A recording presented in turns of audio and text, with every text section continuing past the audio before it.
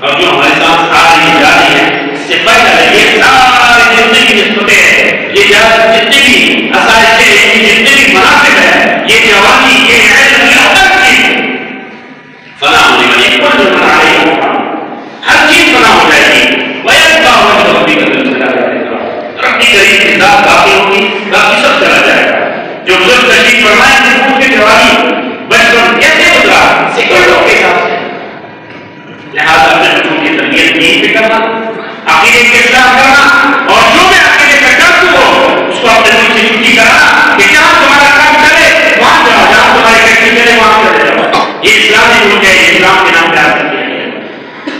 اور اہل فلسطین کے لیے دعائیں کرنا، اہل کشمیر کے لیے دعائیں کرنا، اپنے بچوں کے لیے دعائیں کرنا، صرف روزگار